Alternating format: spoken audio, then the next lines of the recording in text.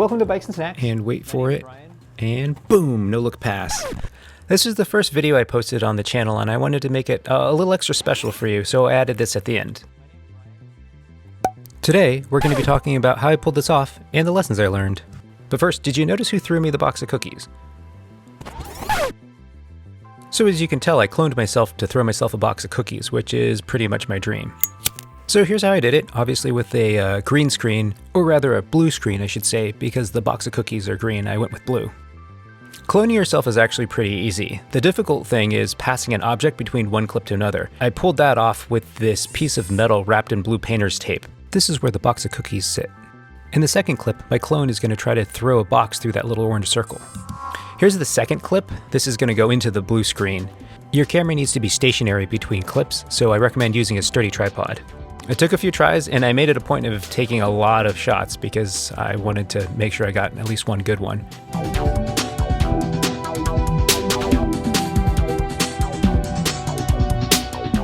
In case you're worried, I took the cookies out and this is just an empty box.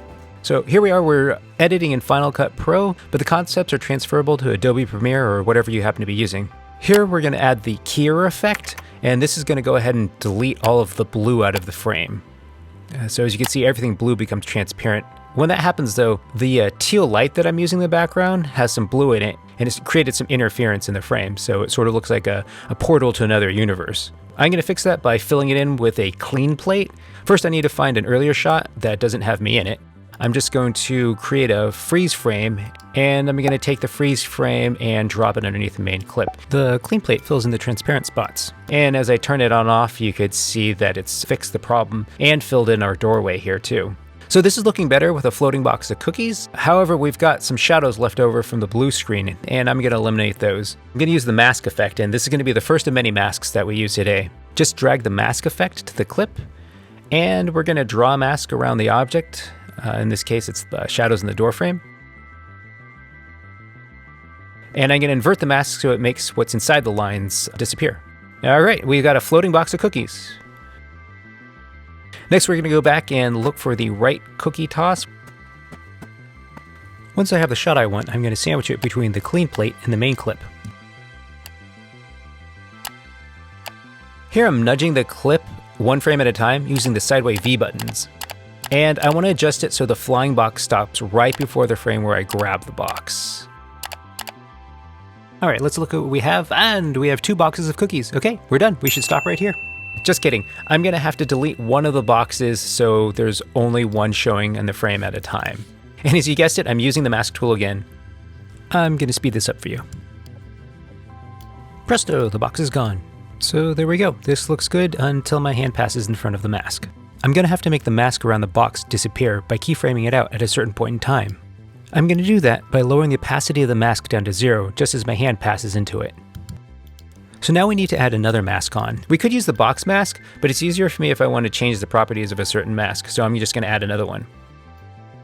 I zoom into 150 or maybe 200% when I add a mask so I could try to be precise. This is a tedious process, but we're going to have to keyframe the hand mask out frame by frame.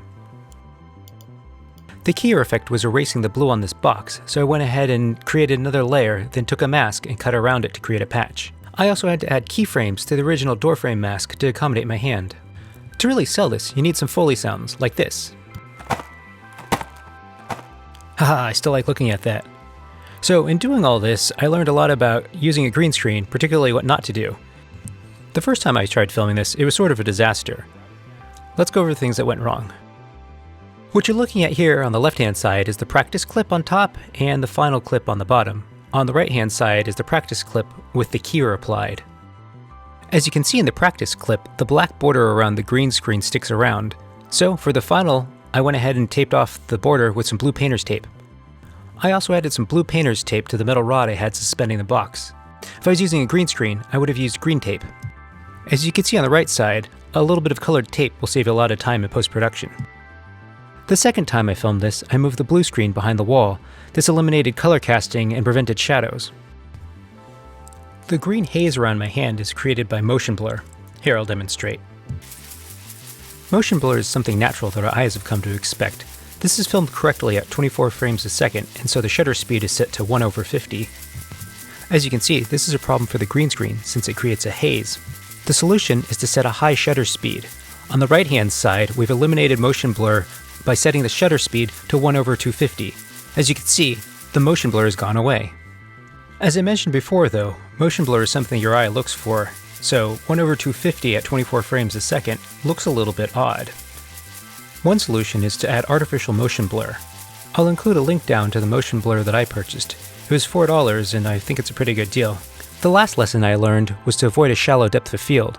On the left side, we've stopped down to f9 to avoid any blurry edges. As you can see on the right, at f1.8, the green screen blurs into the keyboard. That's it for today.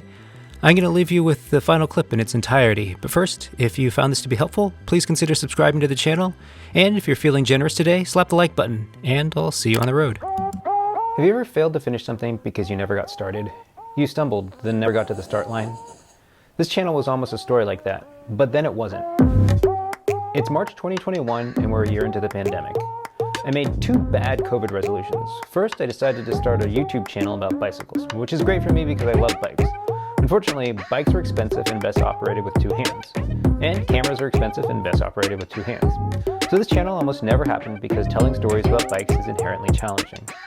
I'm still problem solving and part of this channel is going to be about solutions I've come across. The second bad pandemic resolution I made was to grow this thing on my face, my chin to be precise. And if you believe it or not, it's been an entire year of growing this little thing right here. Welcome to Bikes and Snacks. My name's Ryan. Grab a snack, and I hope you stick around.